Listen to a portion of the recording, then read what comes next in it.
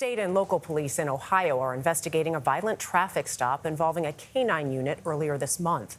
Body camera footage shows an Ohio police officer releasing a dog on a truck driver, despite commands to stop the dog from at least one state trooper, as the driver appeared to be surrendering following a chase. Errol Barnett has the story, and we do want to warn you, some of the video is disturbing. This police footage from the morning of July 4th shows Highway Patrol trailing a semi-truck on I-35 in Ohio. State troopers say they were trying to inspect the truck after noticing a missing rear mud flap. 23-year-old Jadarius Rose is driving but did not pull over. More police cruisers joined the chase. Slowing down to roll. Rose stops, but when officers exit their vehicles with guns drawn, he pulls away. After Rose sped through a spike strip, ripping away one of his left tires, the chase was over. Come to me! Body cam footage shows Rose exiting the vehicle and appearing to comply with officers' instructions. Do not release the dog with his hands up. Do not release the dog with his hands up. Don't. But despite a clear warning from at least one state trooper to the local Circleville PD to not release its K-9 onto Rose, an officer released the animal anyway.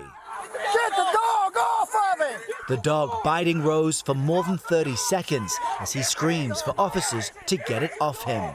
Heavily bleeding, Rose was taken to a local hospital. He was then jailed for 3 days and released. He appeared to be compliant. Brian Higgins, a professor at the John Jay School of Criminal Justice, says part of the problem appears to be miscommunication between the state police and their local counterparts. When you have other agencies then descend on the incident, they have to be in some sort of agreement as to what the use of force practices will be.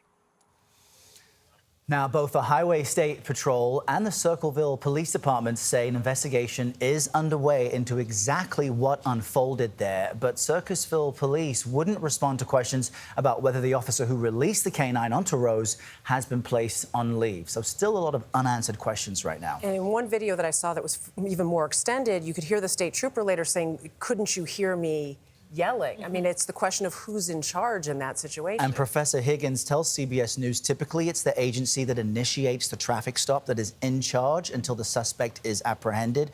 Apparently that wasn't the case here, and that's why there's a probe into who knew what when and why that demand, "don't let the dog go," wasn't listened to. All right, Errol, thanks so much for being with us.